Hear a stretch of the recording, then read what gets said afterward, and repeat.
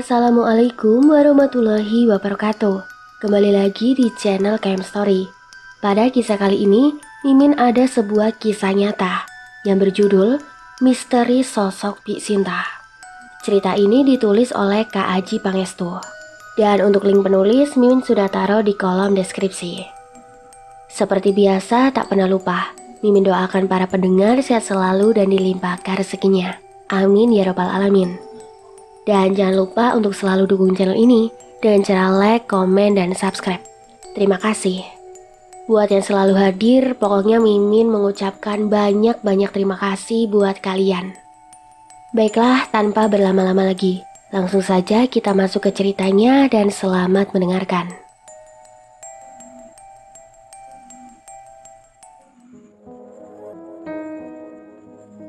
Perkenalkan, namaku Aji. Ini kisah nyataku pada tahun 2016 lalu. Dan masih kuingat hingga saat ini, supaya menjadi pembelajaran dalam hidupku. Ini berawal ketika aku masih bekerja di sana, di salah satu toko di daerah Melati, sebut saja begitu.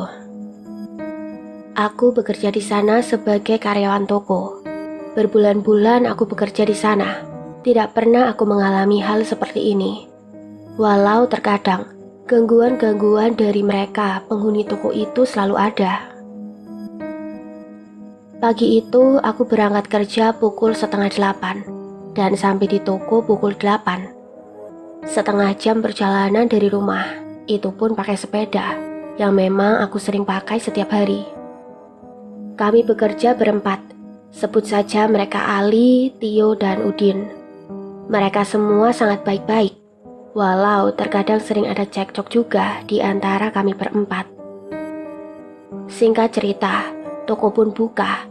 Kami segera bersih-bersih sebelum ada pelanggan.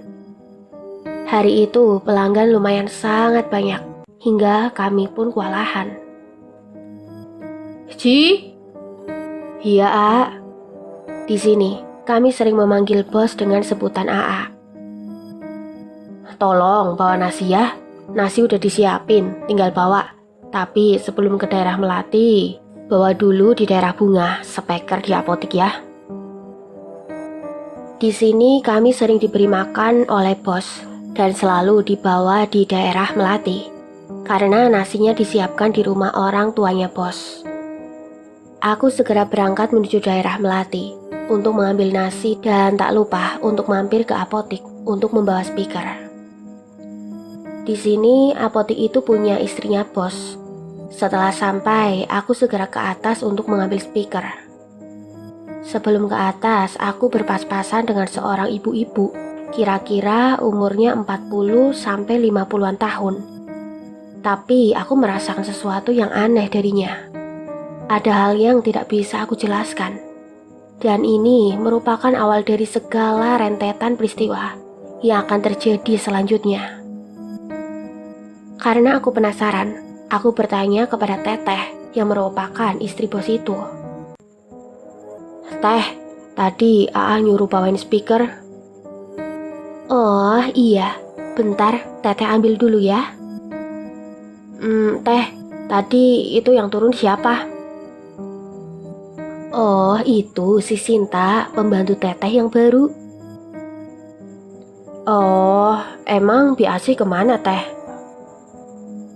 Dia udah berhenti sekitar 1 bulan yang lalu. Oh ya, ini speakernya. Oh iya Teh, ini nggak ada yang perlu lagi sebelum pergi? Nggak ada, Teteh nggak ada yang perlu disuruh. Oh ya udah Teh, aku pergi dulu ya. Assalamualaikum. Waalaikumsalam. Setelah percakapan itu, aku pun segera pergi ke daerah Melati untuk mengambil nasi. Di sini aku sudah tahu kalau yang tadi pas-pasan itu adalah pembantu Teteh yang baru bernama Bik Sinta. Tapi aku masih penasaran dengan Bik Sinta. Seperti ada sesuatu yang aneh darinya. Tapi belum aku ketahui. Singkat cerita, aku pun sudah membawa nasi dan kembali ke toko. Tak berselang lama, bos mendapatkan telepon dari Teteh. Aku tak begitu mendengar isi percakapan teleponnya. Hanya sayup-sayup terdengar, panas, menggigil, dan matanya ke atas. "Tutup toko!" Mendengar perkataan si bos, kami jadi bingung dan segera menutup toko, karena ini tidak seperti biasanya. Toko pun segera ditutup, dan kami pulang siang itu juga, tanpa bos ketahui apa yang sebenarnya terjadi. Keesokan harinya, kami bekerja seperti biasa, tapi aku lihat raut wajah bos seperti bingung. Aku pun mulai bertanya karena rasa penasaran. Kemarin ada apa?" "Kemarin si adik yang kecil tiba-tiba panas, tubuhnya menggigil, matanya ke atas. Kemarin panik dan langsung tutup toko." "Sudah dibawa ke dokter belum, "Sudah, Ji, tapi anehnya dokter bilang gak apa-apa. Badannya sehat, seperti gak ada sakit pas diperiksa." "Begitu, Sekarang gimana kondisinya, Apa masih begitu atau sudah mendingan?" "Masih, Ji. Dari semalam juga begitu terus. Badannya panas, terus menggigil." Di sini aku mulai merasakan ada kejanggalan dengan penyakitnya. Aku pun berniat untuk melihat keadaannya setelah pulang dari kerja. Nanti pulang aku mau mampir ke apotik buat lihat si Ade ya." "Iya, nanti tunggu ya." "Iya, Akhirnya sore pun tiba. Aku segera beres-beres bersama temanku untuk menutup toko sebelum pulang. Toko pun ditutup dan bos berangkat dahulu karena dia membawa motor. Aku pun segera berangkat menyusul menuju apotik. Selama di perjalanan, entah kenapa, aku merasakan sesuatu yang aneh.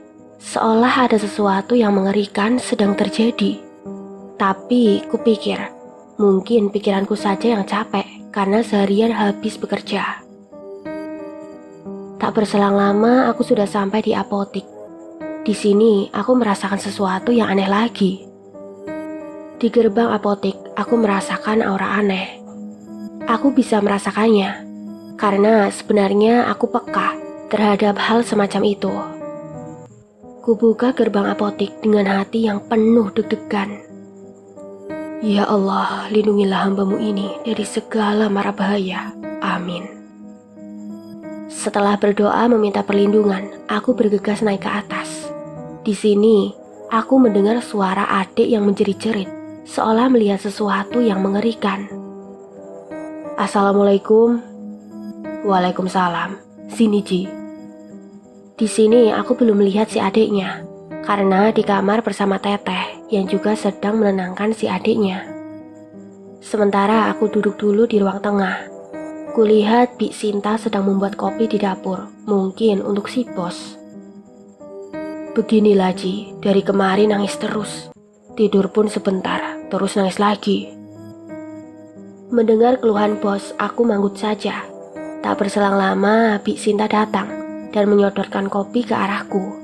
Yang tadi kukira kopi itu untuk bos. "Silahkan diminum." Setelah berkata begitu, entah kenapa aku mulai merasakan hal aneh. Kulihat kopinya terlihat aneh di mataku, seperti ada sesuatu di kopi itu. Bik Sinta pun pergi setelah menyodorkan kopi, tapi sebelum itu dia menatapku dengan tatapan aneh. Aku pun heran, kenapa bisa begitu? Jam menunjukkan pukul 5:50. Aku pun menyempatkan untuk melihat keadaan si adik sebelum pulang. Aku mau lihat adik sebentar." "Iya, masuk aja ke kamar." Aku pun mulai berjalan menuju pintu kamar yang berjarak 5 meter dari ruangan aku bersama bos. Ketika sampai di pintu, tiba-tiba dadaku sakit. Ditambah sesak, seperti ada yang menghimpit. Kepalaku juga mulai terasa pusing. Ya Allah, lindungilah hamba-Mu ini. Gumanku dalam hati. Aku tak henti-hentinya meminta perlindungan dalam hati, supaya dijauhkan dari mara bahaya. Aku buka pintu kamar pelan-pelan, dan ketika itu aku kaget setengah mati, karena aku lihat di dalam kamar banyak sekali makhluk halus. Saat itu juga aku menundukkan kepala dan berjalan ke arah Teteh dan adik yang kebetulan sedang digendong. Tapi ada satu sosok menghadapku. Ternyata mereka juga sadar kalau aku juga bisa melihat mereka. Satu sosok yang menghadangku ini wujudnya perempuan. Bajunya compang-camping dan rambutnya acak-acakan. Dia menjulurkan lidahnya yang panjang untuk menghadangku. Aku terdiam sebentar dan memejamkan mata sembari membaca ayat suci dalam hati. Tidak berselang lama, makhluk itu seperti terbakar. Dan disinilah hawa mulai terasa panas. Dadaku mulai sesak, seperti ada yang menusuk. Karena keadaannya sudah tak kondusif, akhirnya aku memutuskan untuk keluar kamar. Cuma sebentar, Ci. Iya, A. Mungkin malam ini ada baiknya A sama Teteh banyak membaca ayat suci Al-Quran, kataku padanya. Iya, nanti malam A mengaji Al-Quran. Ya sudah, saya pulang dulu ya, A. Takut keburu malam. Ya udah, hati-hati ya, Ci, di jalan. Iya, A. Assalamualaikum. Waalaikumsalam. Aku mulai pamitan turun ke bawah untuk pulang. Tapi kulihat Bik Sinta sedang membuat kopi, mungkin untuk bos. Aku mulai turun tangga. Tiba-tiba Bik Sinta berbicara di atas. Kenapa nggak diminum kopinya? Maaf Bi, saya tidak suka kopi. Ya udah, nggak apa-apa. Setelah bilang begitu, aku pun tak menjawab lagi dan langsung pergi keluar membawa sepedaku yang tadi aku simpan di samping gerbang. Ketika itu, entah kenapa, aku ingin melihat ke lantai atas. Dan saat aku melihat ke atas, ternyata semua makhluk tadi berjejer di atas menatap ke arahku. Aku pun segera memalingkan pandangan dan bergegas pulang meninggalkan apotik. Aku ingin memberitahu semuanya kepada bos, tapi sepertinya waktunya kurang tepat. Aku harus menunggu waktu yang pas untuk memberitahukan semuanya. Jika ada waktu yang pas untuk berbicara, aku akan memberitahukan semuanya kepada bos tentang apa yang terjadi menimpanya saat ini. Sepertinya banyak hal yang ingin aku lakukan terhadap anak bosku pas di apotik. Tapi karena serangan dari makhluk halus itu yang membuat tubuhku drop karena saking banyaknya jumlah dari mereka. Bukan karena aku takut akan mereka, tapi ada hal lain yang harus aku lakukan ketimbang berhadapan langsung dengan mereka. Keesokan harinya, aku biasa bekerja dan bertemu bos. Tapi belum bisa menceritakan semuanya. Aku pun terus berusaha untuk mencari celah untuk memberitahukannya. Gimana kabar adik semalam? Masih Ci, seperti biasa. Mungkin nanti sore kalau nggak ada perubahan, mau dibawa lagi ke rumah sakit yang lebih besar, supaya dapat tindakan. Iya, A, jika itu pilihan yang terbaik menurut AA. Tapi sebelum itu, saya mau lihat lagi boleh, A? Kapan, Ji? Kalau boleh, saya minta jangan kesorean ya, A. Sekarang aja nggak apa-apa, biar toko nanti ditutup sama si Udin. Oh, iya, A. Aku pun berangkat menuju apotik bersama si bos. Selama di perjalanan, bos bertanya padaku, kenapa anaknya bisa seperti itu? Aku yang mendapatkan celah untuk berbicara. Akhirnya ada kesempatan yang pas. Aji, iya, A tahu kamu pasti tahu sesuatu tentang apa yang terjadi pada anak AA sekarang. Karena A tahu kamu bisa melihat mereka. Iya, A. Jadi kemarin pas aku masuk kamar, ada banyak makhluk halus yang berada di dalam kamar. Banyak? Bos kaget saat aku bilang begitu. Iya, A. Kemarin aku sempat mau menetralisir, tapi jumlah mereka terlalu banyak. Dan aku kira waktunya bukan di hari itu. Apa mereka itu kiriman, Ci? Atau datang dengan sendirinya? Kalau itu saya belum bisa memastikan kiriman atau bukan, A. Oh, nanti kalau ada apa-apa lagi kamu kasih tahu AA ya. Iya, A. Akhirnya sampai juga di apotek. Perasaan aneh yang kemarin aku rasakan masih terasa hingga saat ini. Aku dan bos pun mulai masuk naik ke atas. Dan masih terdengar jerit dan tangis si adik yang masih begitu. Aku terus berdoa agar aku dilindungi dari segala mara bahaya. Walau aura itu masih terasa, namun tak sekuat pas menjelang maghrib itu. Karena mereka lebih kuat ketika matahari terbenam. Aku berjalan menuju kamar bersama bos. Sesampainya di dalam kamar, aku tidak melihat mereka sama sekali. Hanya ada teteh dan adik yang terus menangis. Gimana, Ji? Mereka nggak ada, A. Nggak ada? Apa mereka hanya lewat? Belum pasti, A. Aneh bukan kepalang. Mereka tidak ada sama sekali. Aku mencoba melacak keberadaan mereka. Akan tetapi tetap tidak ada. Tapi si adik terus menangis tanpa henti. Di sini aku mulai merasakan keanehan. Tidak berselang lama, datang Bi Sinta yang habis membeli sayur dari warung sebelah. Dan langsung menghampiri kami yang sedang di kamar karena pintu kamar keadaan terbuka. Ada tamu ya? Ucap Bi Sinta. Bi, tolong bikinin kopi buat AA dan air putih buat Aji ya. Iya, Neng. Segera Bi Sinta pergi ke dapur. Entah kenapa, konsentrasiku hilang pas Bi Sinta ini datang. Aku tidak berpikir apapun dan langsung beranjak dari kamar ke ruang tengah. Kira kayaknya mereka cuma lewat deh, Ji. Mungkin sih, A. Aku masih bingung atas apa yang terjadi dan mencoba menenangkan pikiran. Tidak berselang lama, Bi Sinta datang dan lagi-lagi menyodorkan kopi ke arahku. Bi, maaf, saya nggak suka kopi. Saya cuma minta air putih saja, Bi. Oh, Bibi lupa. Ya udah nggak apa-apa, minum aja yang ada. Kan capek, Bibi udah buatnya. Iya, Ji, nggak apa-apa, sesekali minum kopi. Tuh kan, A juga bilang begitu. Minum aja, Mas Aji. Sungguh keadaan yang kurang menguntungkan.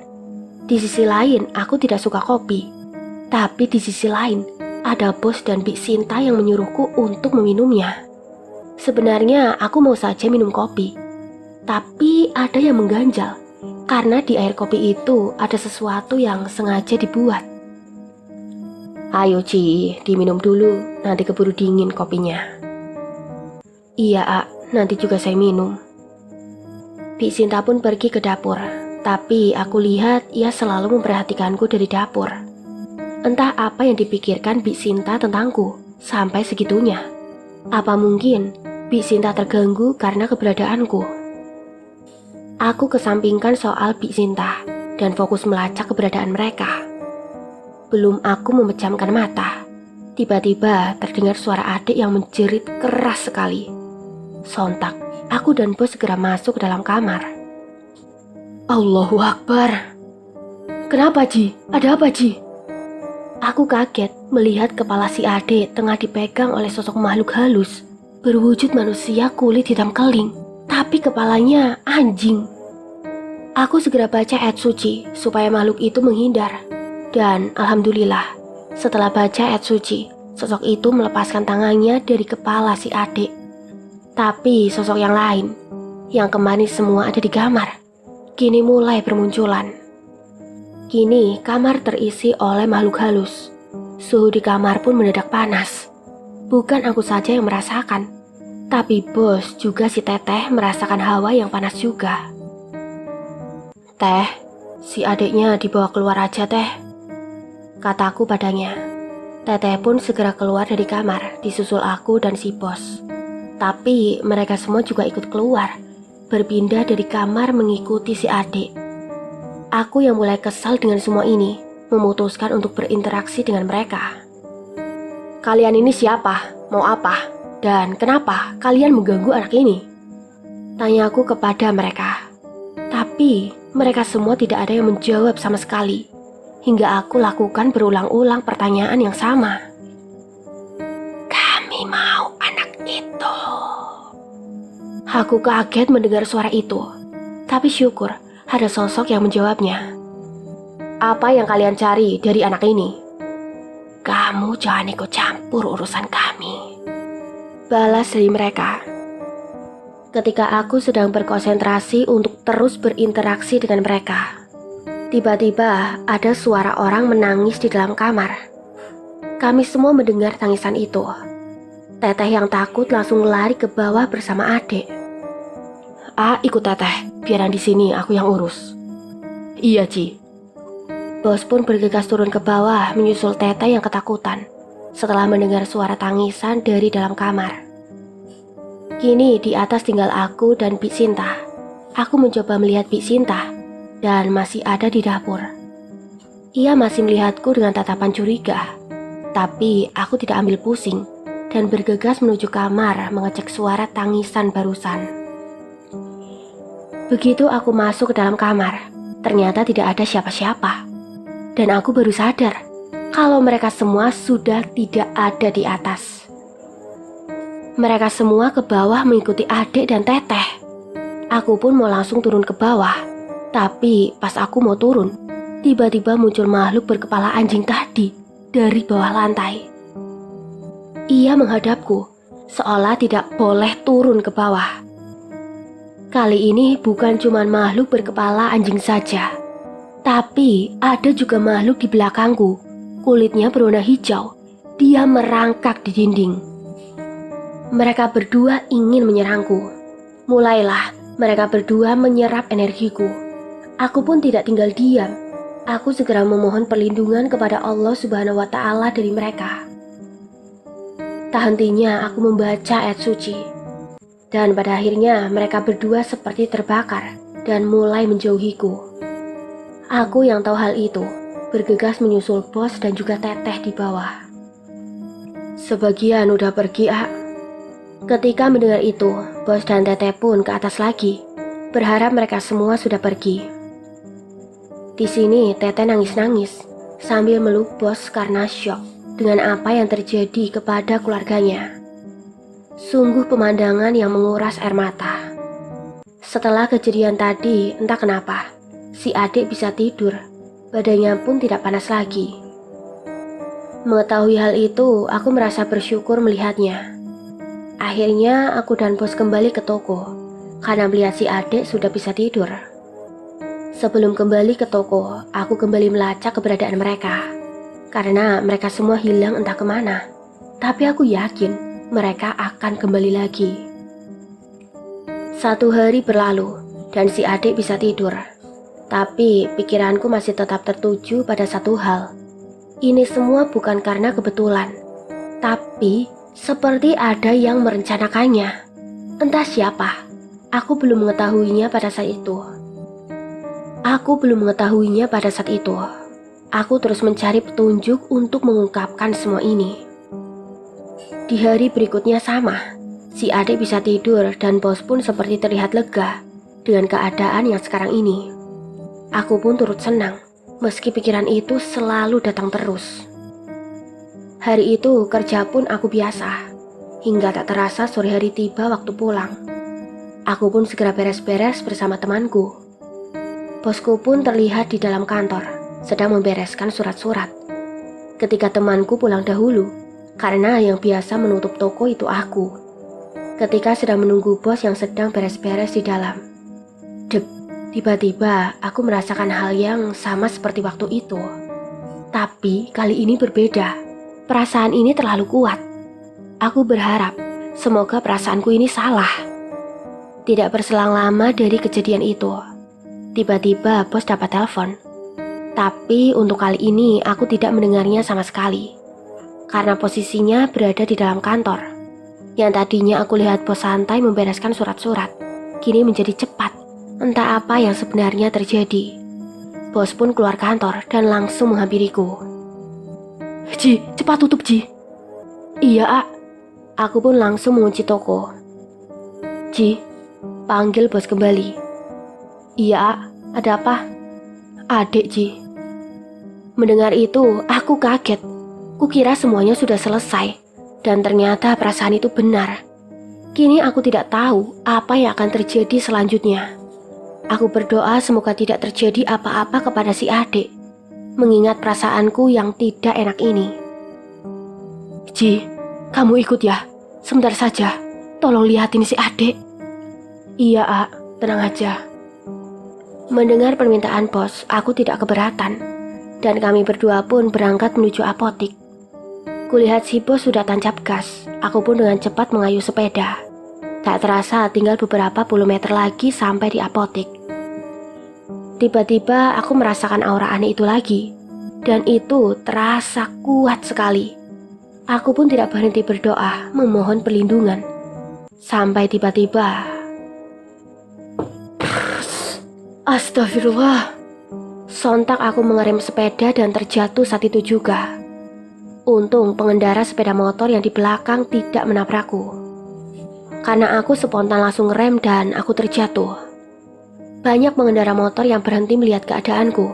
Dan untungnya banyak dari pengendara yang berhenti menolongku hingga membawaku ke tepi. Kamu gak apa-apa? Mau dibawa ke klinik? Kasihan itu lukanya, kata si pemotor. Gak apa-apa pak, terima kasih ya. Nanti biar teman saya yang jemput saya. Kamu itu tadi kenapa bisa ngerem mendadak begitu? Itu tadi bahaya loh. Untung bapak spontan remnya. Iya pak, maaf. Saya nggak sengaja tadi rem mendadak. Di sini aku tidak bilang alasanku rem mendadak, karena kurang enak juga. Dan nggak mungkin mereka bisa paham juga. Jadi pas aku rem itu tadi, aku melihat sosok putih melintas dengan cepat. Di sisi kanan ke kiri melintasiku. Jadi aku rem mendadak. Aku belum tahu sosok apa yang tadi melintasiku dengan cepat. Setelah aku meyakinkan kalau aku baik-baik saja, bapak pengendara motor pun berangkat lagi meneruskan perjalanannya. Aku pun segera menelpon temanku untuk menjemputku dan memberitahu kalau aku terjatuh. Tak lupa aku memberitahu bos juga. Aku takut nanti malah menungguku di apotik. Halo A. Iya Ji, udah sampai mana? A tunggu di sini ya. Si adik makin parah ini, tubuhnya lemas. AA juga sekarang mau berangkat bawa adik ke rumah sakit. Astagfirullah. Mendengar itu aku kaget.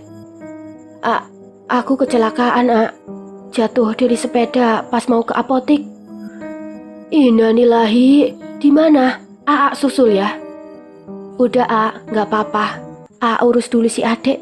Nanti aku ada yang jemput kok, temen. Ya udah, nanti kalau ada apa-apa kabarin ya. Iya, A. Telepon pun ditutup. Aku sangat menyayangkan tidak bisa melihat keadaan adik walau sebentar saja. Tapi aku juga tidak bisa membiarkan tubuh ini yang sakit akibat terjatuh.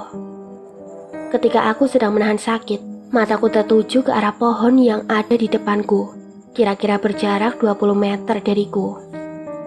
Aku melihat sosok yang tadi melintas di hadapanku, dan yakin kalau itu sosoknya. Kalau aku gambarin sosoknya itu, sosok nenek-nenek wajahnya keriput sekali.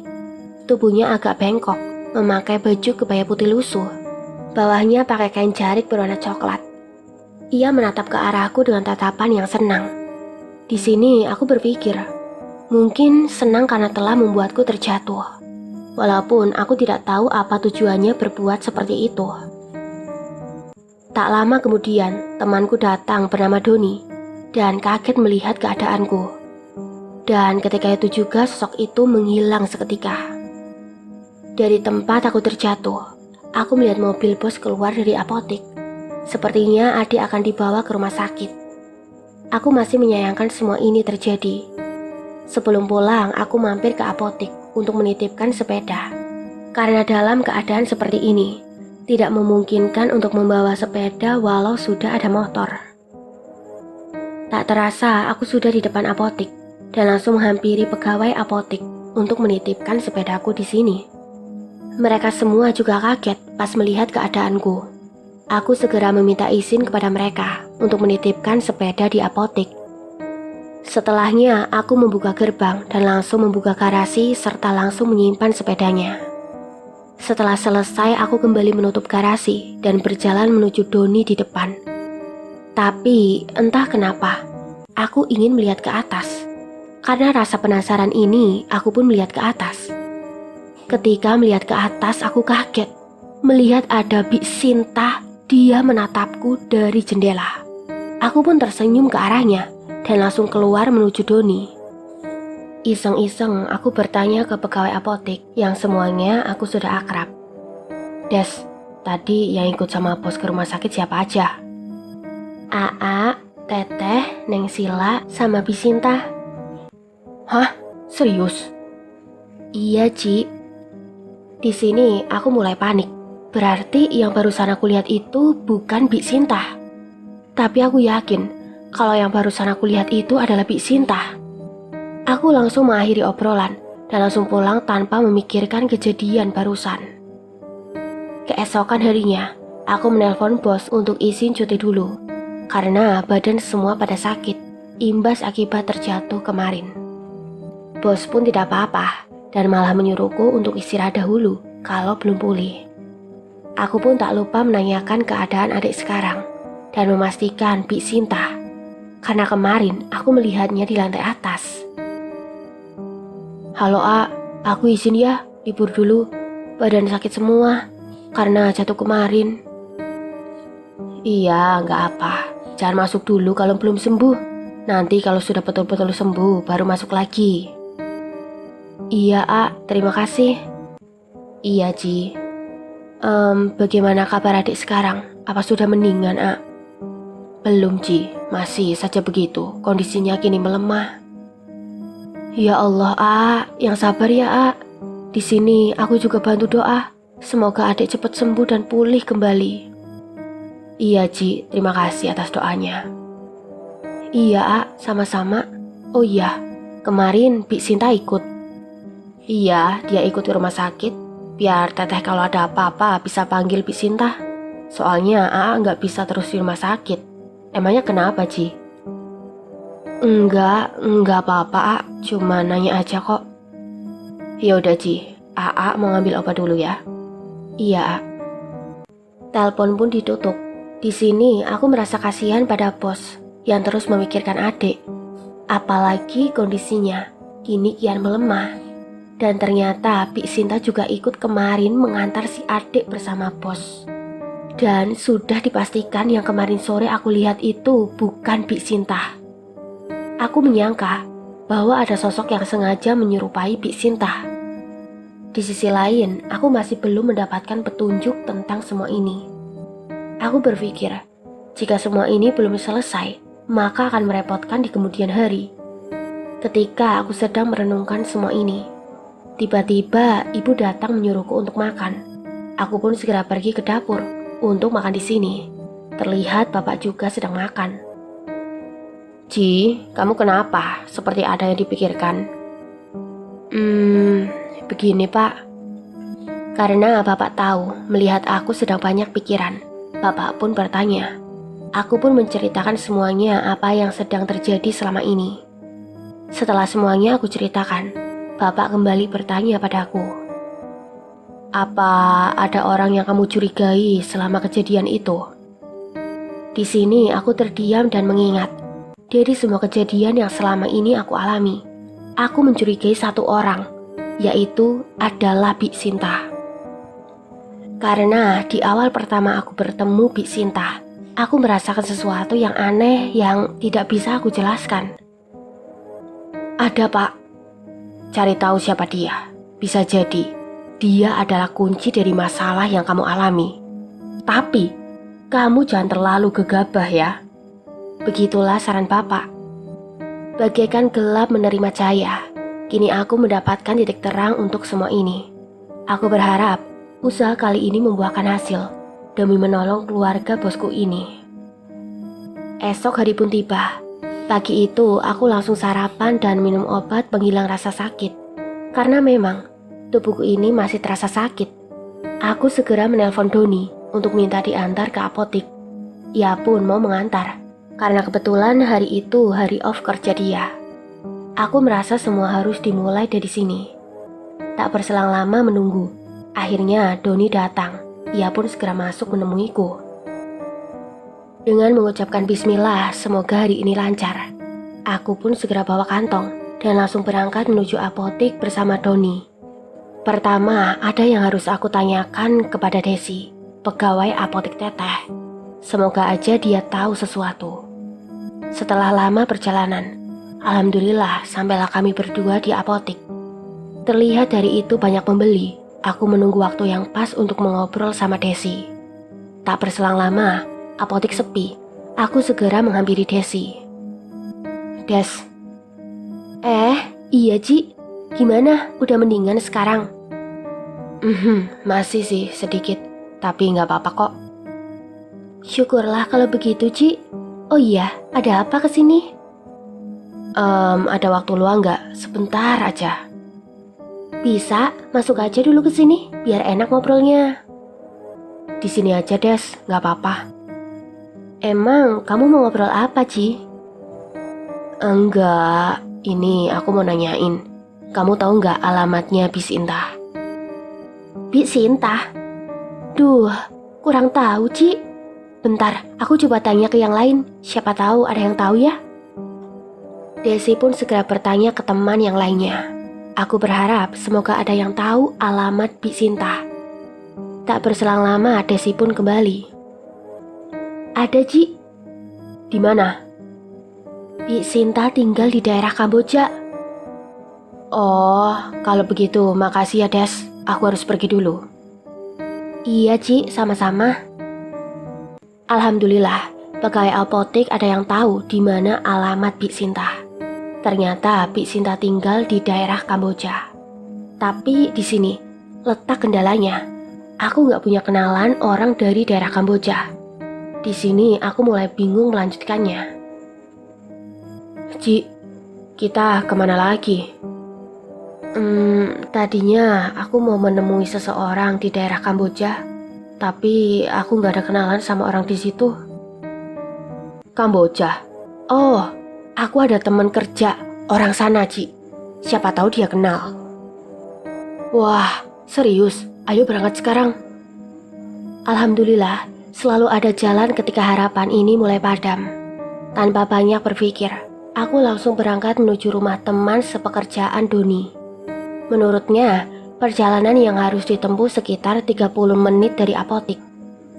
Selama di perjalanan, aku tidak pernah menyangka kalau jalannya menelusuri jalan setapak, di mana di pinggir-pinggirnya terdapat pohon bambu yang rindang.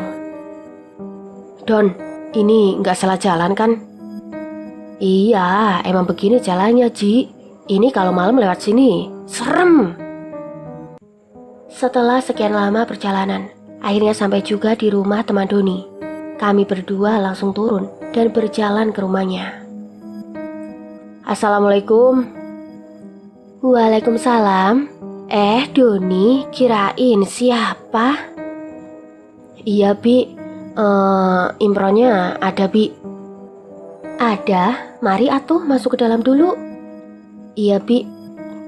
Setelah dipersilakan masuk, kami berdua pun masuk ke dalam. Di sini Ibu A Imron langsung ke kamar, memberitahukan kalau ada kami berdua. Tidak berselang lama, A Imron pun datang. Kamu Don, kamu bagian apa sekarang? Iya, A, aku libur hari ini, A. Oh, ada apa Don? Gak biasanya kamu jauh-jauh main ke sini? Begini, A. Doni pun menjelaskan kedatangan dari kami berdua. Oh, mau cari seseorang. Siapa? Barangkali A kenal sama orangnya. Siapa, Ci, orangnya? Ini, A. Saya lagi cari rumah yang namanya Bu Sinta. Bu Sinta? Oh, Bu Sinta. Ada, tapi dia beda RW. Dia di RW sebelah. Setelah mengetahui bahwa Bi Sinta tinggal di daerah sini, aku langsung meminta ciri rumah dari Bi Sinta. Tapi A Imron kurang tahu rumahnya. Karena kami tidak tahu rumahnya Bi Sinta, akhirnya A Imron bersedia mengantar ke rumah Pak RT. Yang kebetulan A Imron sudah akrab dengan Pak RT-nya. Kami pun berangkat ke rumah Pak RT saat itu juga. Tidak berselang lama, sampai juga di rumah Pak RT. Alhamdulillah, Pak RT sedang ada di rumah dan langsung menyambut kedatangan kami. Kami pun langsung dipersilakan untuk masuk. "Wah, ada apa ini rame-rame?" kata Pak RT. "Begini Pak, maksud kedatangan saya ke sini, ada teman saya yang mau bertemu dengan Bu Sinta," jawab dari A. Imron. "Bu Sinta? Oh, ada apa? Ini kalau jam segini, Bu Sinta lagi kerja di Kota Bunga. Mungkin nanti sore pulangnya," jawab Pak RT. "Iya Pak, kalau itu saya tahu. Tapi ada beberapa pertanyaan yang mau saya tanyakan ke Bapak," tanyaku padanya. "Oh boleh, mau tanya apa?" Saya mau tanya, sebelum Bu Sinta kerja di Kota Bunga, Bu Sinta kerja apa ya?" Ketika aku bertanya begitu, Pak RT terdiam dan kemudian menarik nafasnya. "Sebelum Bu Sinta kerja di Kota Bunga, Bu Sinta itu dulu adalah seorang pananyaan." Dek, di sini jantungku mulai berdebar setelah Pak RT mengatakan bahwa dulu sebelum jadi pembantu, Bi Sinta adalah seorang pananyaan. Jadi, di sini pananyaan itu sama dengan orang pintar. Kini terjawab sudah perasaan yang aku alami ketika ketemu Bi Sinta, dan tidak bisa aku jelaskan itu adalah aura Bi Sinta yang menunjukkan bahwa Bi Sinta itu bukan orang biasa. "Kalau di sini kepribadian Bu Sinta bagaimana Pak RT?" tanyaku padanya. "Oh, Bu Sinta itu orangnya baik. Dia sering banyak menolong warga sekitar jika berhubungan dengan dunia halus. Dulu juga banyak orang luar yang ke rumah Bu Sinta. Tapi ketika suaminya meninggal, Bu Sinta berhenti melayani orang luar. Tapi memang, akhir-akhir ini Bu Sinta jarang keluar dan lebih memilih diam di rumah." Mendengar perkataan Pak RT, sepertinya Bi Sinta ini orang baik. Tapi aku juga heran ketika Pak RT mengatakan kalau akhir-akhir ini sikap Bi Sinta berubah. Aku pun langsung menanyakan di mana rumah Bi Sinta. "Saya boleh tahu yang mana rumah Bi Sinta, Pak?" "Boleh, nanti kamu dari sini lurus, ada pertigaan belok kiri. Nah, rumahnya di pojok, cat warna hijau." "Oh, terima kasih ya Pak atas informasinya." Setelah mendapatkan informasi yang akurat, kami memutuskan untuk pamit kepada Pak RT dan mencari rumah Bi Sinta. Setelah mengikuti jalan yang dikatakan Pak RT, akhirnya aku menemukan rumah Bi Sinta karena sama persis apa yang dikatakan oleh Pak RT. "Ji, kayaknya itu rumahnya deh." "Iya Don, persis seperti yang dibilang Pak RT. Jadi sekarang gimana? Mau nunggu aja sampai Bi Sinta pulang?" Kayaknya lama kalau harus menunggu di sini. Apalagi Bi Sinta kan pulangnya sore, jam 3-an. "Ya udah, tunggunya di rumah AA aja gimana?" jawab Kang Imron. "Iya A, sebelumnya terima kasih mau membantu saya ya." "Iya, nggak apa-apa, santai aja." Setelahnya aku kembali ke rumah A. Imron untuk menunggu Bi Sinta pulang. Tak terasa waktu pun begitu cepat berlalu, hingga hampir mendekati jam 3 sore. "Ji, sudah jam 3 kurang 15 menit nih. Kita langsung ke sana aja gitu, apa gimana?" tanya Doni padaku. "Gak usah Don, biar aku aja yang ke sana. Aku mau bicara berdua sama Bi Sinta." "Serius Ji?" "Iya, gak apa-apa." "Ya udah Ci, aku nunggu kamu di sini ya. Kalau ada apa-apa langsung telepon." Begitulah percakapan aku dengan Doni. Tak menunggu lama, aku langsung bergegas menuju rumah Bi Sinta. Aku harus lebih dulu di sana sebelum Bi Sinta pulang, karena setelah pulang, Bi Sinta jarang keluar rumah menurut Pak RT. Setelah 10 menit berjalan, akhirnya rumah Bi Sinta sudah di depan mata. Aku tidak menunggu di rumahnya, tapi aku menunggu kedatangan Bi Sinta di dekat pohon mangga. Rumah Bi Sinta terlihat sepi, hanya aku lihat seorang bocah laki-laki sedang bermain di terasnya. Dari permainannya seperti itu, permainan congkak. Aku tidak terlalu jelas melihat bocah itu, karena posisinya membelakangiku. Kupikir itu anaknya Bik Sinta yang lagi main. Saat asik bermain, tiba-tiba dia berhenti, lalu berdiri menoleh ke arahku. Aku kaget melihatnya. Ternyata muka anak itu hancur. Kemudian dia berlari masuk ke dalam, menembus pintu rumah Bik Sinta. Tentu saja, kejadian itu membuatku syok, tapi tidak menggetarkan niatku. Tak lama kemudian, akhirnya Bik Sinta pulang. Dia berjalan menuju rumahnya. Tapi tidak menyadari kehadiranku, Bik Sinta pun masuk ke dalam rumah. Di sini, entah mengapa, aku jadi ragu untuk bertemu dengannya. Rasanya aku ingin pulang saja. Di tengah kebingunganku, aku berdoa, semoga aku diberi kekuatan untuk melewati semua ini. Aku pun melangkah menuju rumah Bik Sinta, walaupun langkah ini kian terasa berat. Akhirnya, sampailah aku di depan pintu rumah Bik Sinta. Assalamualaikum. Waalaikumsalam. Setelah ucap salam, Bik Sinta pun keluar membuka pintu. Di sini, entah mengapa, hatiku mulai deg-dikduk ketika berhadapan langsung dengan Bik Sinta. Oh, kamu Ji, ada apa? Ini Bik, di sini entah kenapa mulutku terasa kaku untuk berbicara. Masuk dulu Ji. Di tengah kegugupanku, Bik Sinta menyuruhku masuk ke dalam. Aku pun manggut dan langsung masuk ke rumahnya.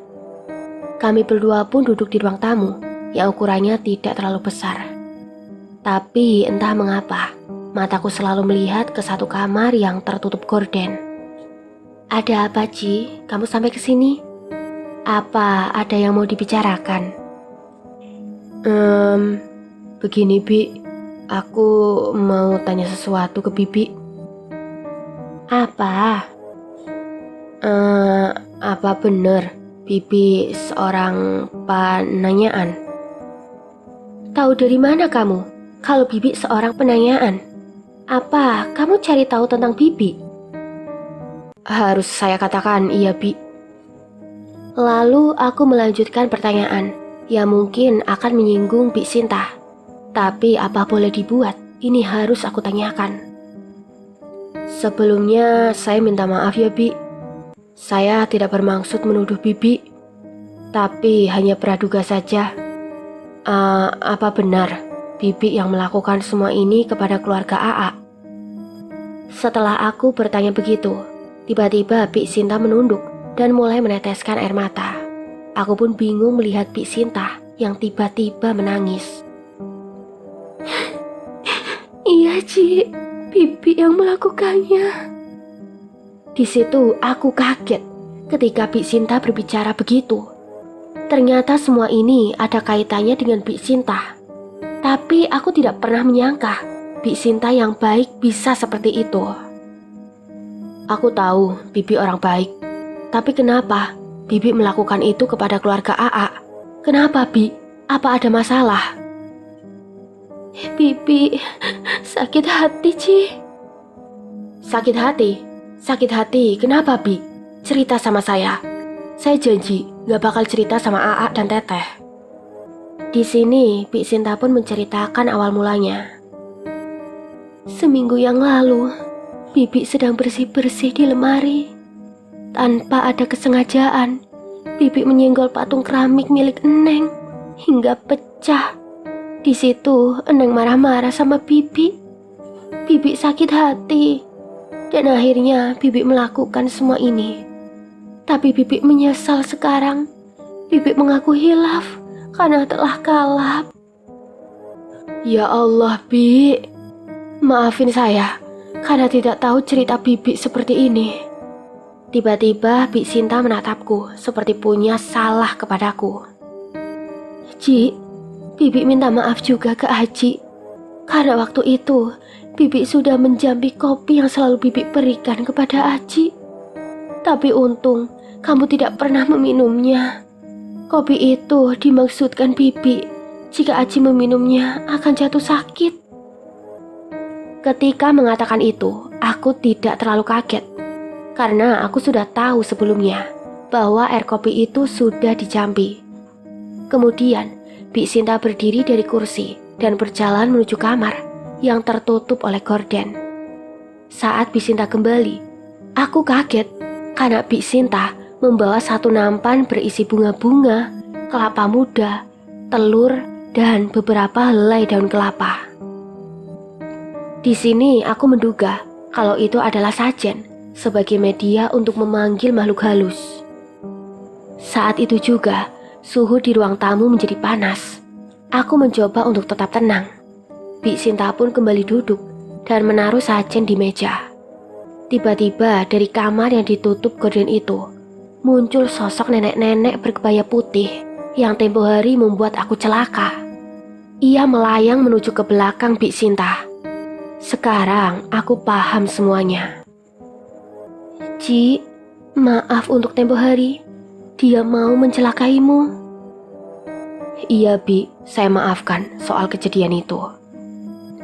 Makin kesini, hawa semakin panas. Aku lihat Bik Sinta memejamkan matanya, sembari mulutnya membaca sesuatu, seperti memanggil sesuatu. Ternyata benar, tidak berselang lama banyak bermunculan makhluk halus yang semuanya pernah aku lihat di apotik. Kini, aku dikelilingi makhluk itu. Di sini aku agak panik karena takut Bik Sinta menyuruh mereka untuk menyerangku. Ci, kamu tahu mereka habis dari mana? Mereka Bibi kirim ke rumah sakit. Aku spontan langsung menjawab begitu karena aku sudah tahu. Kemudian, sosok yang bermunculan itu kini menghilang satu persatu. Hawa di ruangan pun kembali normal. Lalu, Bik Sinta beranjak keluar sembari membawa sesajen itu. Kemudian ditumpahkan semuanya ke tanah. Ci, Bibi bingung mau bilang ke AA sama Nengnya. Bibi gak usah bingung. Jelasin saja semuanya ke AA sama Teteh. Aku yakin AA sama Teteh pasti ngerti. Aku Bi di sini jaminannya. Setelah meyakinkan Bik Sinta, akhirnya Bik Sinta mau. Aku pun merasa lega mendengarnya. Tidak berselang lama aku pamitan kepada Bik Sinta untuk pulang. Lalu aku pun berjalan menuju rumah A Imron. Sesampainya di rumah A Imron, Doni terlihat sudah siap untuk pulang. Aku pun tak lupa berpamitan kepada A Imron, serta berterima kasih karena sudah membantu semuanya. Esok hari pun tiba. Aku bangun pagi dan langsung menelpon bos menanyakan kabar adik. Halo A. Iya Ci, halo. Bagaimana kabar adik sekarang, A? Alhamdulillah Ci, sekarang sudah mendingan. Bahkan kondisinya membaik. Dokter pun mengizinkan adik untuk pulang hari ini. Mungkin agak siangan. Syukurlah, alhamdulillah A. Saya senang mendengarnya. Nanti saya kesana ya A, buat nengok adik. Mendengar kabar si adik membaik, aku pun ikut senang. Sekarang tinggal satu lagi, yaitu menemui Bik Sinta. Aku segera siap-siap untuk menemui Bik Sinta di apotik. Setelah semuanya sudah siap, aku tidak lupa berdoa. Semoga segala urusan hari ini dilancarkan segalanya. Berangkatlah aku ke apotik ditemani sepeda karena hari ini Doni masuk kerja. Setelah lama perjalanan, akhirnya aku sampai di apotik. Aku segera membuka gerbang dan menyimpan sepeda di garasi. Lalu aku naik ke atas. Di sini kulihat Bik Sinta sedang beres-beres rumah. Aku melihat perbedaan perilaku dari Bik Sinta. Kini Bik Sinta kembali baik seperti apa yang dikatakan oleh Pak RT. Bi, lagi beres-beres. Mau dibantu gak Bi? Aku mulai percakapan supaya terlihat hangat. Gak usah Ci, gak usah repot-repot, biar Bibi aja. Kirain mau dibantuin. Ya udah, duduk dulu atuh. Iya, Bi. Aku langsung duduk di kursi, sembari menunggu kedatangan bos. Sementara Bibi melanjutkan beres-beres rumah. Setelah sekian lama, terdengar suara klakson mobil. Sepertinya AA sudah datang. Aku langsung turun bersama Bik Sinta menyambut kedatangan bos. Mobil pun masuk ke garasi, dan Teteh keluar membawa adik. Di sini adik terlihat ceria. Kembali aku pun menjadi senang melihatnya. Lalu bos dan Teteh langsung ke atas. sementara aku dan Bik Sinta membawa barang-barang. Setelah semuanya selesai, aku menunggu waktu yang pas untuk semua ini. Dan alhamdulillah, ada waktu yang pas. Aku langsung menoleh ke Bik Sinta dan manggut tanda kode darinya. Saat itu juga Bik Sinta langsung menghampiri Teteh, memegang tangan Teteh dan langsung menangis. "Neng, maafin Bibi ya. Ini semua salah Bibi." Bibi kenapa? Cerita sama Neng. Ada apa, Bi?" Kulihat di sini Teteh bingung melihat semua ini, termasuk juga Bos. Tapi aku langsung menceritakan semuanya kepada Bos. Bos pun tidak pernah menyangka sebelumnya dan tidak menaruh curiga kepada Bik Sinta. Tapi alhamdulillah, Bos bisa mengerti keadaan Bik Sinta. "Bibi yang telah membuat adik jadi seperti ini. Bibi minta maaf ya, Neng. Bibi hilaf." Di sini Bik Sinta menangis. "Tapi kenapa, Bi?" Seketika Teteh terdiam dan seperti mengingat sesuatu. "Apa? Karena kejadian itu?" Teteh pun langsung memeluk Bik Sinta dan menangis juga. "Maafin Neng juga ya, Bi. Waktu itu Neng kebawa emosi. Jadi Neng marah-marah sama Bibi. Maafin Neng ya, Bi." Di sini, suasana mulai penuh haru. Aku yang melihat pun sampai meneteskan air mata. Di mana momen Bik Sinta dan Teteh yang saling memaafkan kesalahan masing-masing. Bik Sinta juga berjanji tidak akan pernah mengulangi perbuatannya lagi. Setelah kejadian itu, semua kembali normal. Adik pun sekarang tidak pernah sakit-sakitan seperti waktu itu. Dan Bik Sinta masih bekerja hingga sampai saat ini. Sudah hampir 5 tahunan. Dan kini Bik Sinta sering membantu Teteh kalau ada yang coba punya niat jahat kepada keluarga Bos dan Teteh. Begitulah kisah yang panjang ini. Begitu banyak rintangan dan perjuangan demi membantu keluarga bosku yang sudah aku anggap seperti keluarga. Semoga dari cerita ini bisa dipetik pelajarannya. Bagaimana untuk cerita kali ini? Semoga menjadi pembelajaran untuk para pendengar. Kontrollah emosi kita. Kemarahan sesaat akan menghancurkan apa yang kita punya atau menyakiti perasaan orang lain. Sekian dulu cerita dari Mimin, tunggu cerita lainnya di video selanjutnya. Mimin pamit undur diri. Wassalamualaikum warahmatullahi wabarakatuh.